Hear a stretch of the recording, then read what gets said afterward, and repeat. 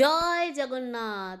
জগন্নাথ দেবের অন্যতম প্রিয় খাবারগুলির মধ্যে একটি হলো গজা। পুরীর জগন্নাথ মন্দিরে পঞ্চান্ন ভোগের মধ্যে এই মিষ্টিও একটি অন্যতম মিষ্টি ভোগ হিসাবে দেওয়া হয় ভগবানকে।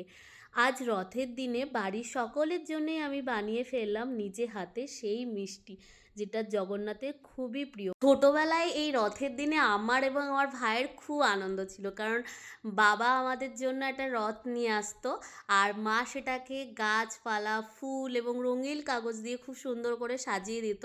আর আমরা জগন্নাথকে নিয়ে, রথ নিয়ে, আমি, আমার ভাই, পাড়ার সব বাচ্চারা মিলে সবার বাড়ি বাড়ি সেই রথটা নিয়ে যেতাম এবং সবাই রথ টেনে আমাদেরকে পয়সা দিতেন। একদম ছোটোবেলায় 20 পয়সা, 50 পয়সা, 25 পয়সা, আমার মনে আছে 5 টাকা অবধি মনে হয় লাস্ট দিয়েছিল আমরা যতদিন রথ টেনেছি।